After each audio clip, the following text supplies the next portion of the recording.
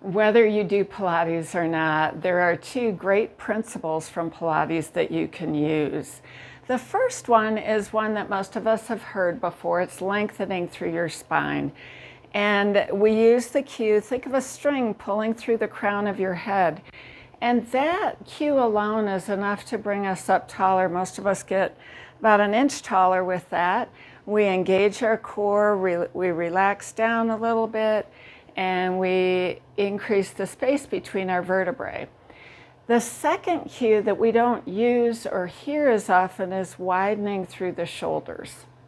And this sense of opening or lengthening or widening through the shoulders is important for two reasons. One is to put your shoulder joint in a good position for function. And the second is to maintain that space in your chest and upper back and down in the lower lobes of the lungs for breathing, because oxygen is kind of important, right?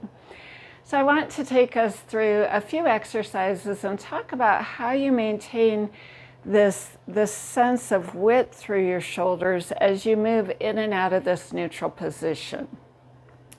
The first is the row. So whether you're doing an upright row or a bent over row, you're moving your shoulders into a rounded or protracted position and then retracting or extending and coming back. So the key here is to not collapse forward and kind of just fling back.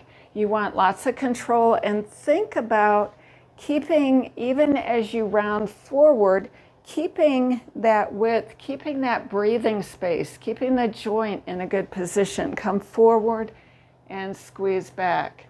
So your core, as you think width and control, your core will engage and help with this. Okay, let's take it down on the floor. In a plank position, you can use this especially well to keep from rounding up through the shoulders or sagging down between the shoulder blades. Those are two common faults with plank position. So just thinking width through the shoulder, whether you're in that high plank or a forearm plank, can help keep you in good position with good form. Then if you think about abdominal work, we call a lot of our abdominal work crunches. And I want you to think about crunching through the abdominals, not through the shoulders. You're not collapsing, rounding forward. You have a lot of control up here. So for something with rotation, like this exercise, you're keeping your shoulders wide and focusing on the abdominals. And when you go to your standard crunch, same thing, you're keeping your shoulders wide and decreasing the space between the ribs and the pelvis, because that's what you're working here, is the abdominals.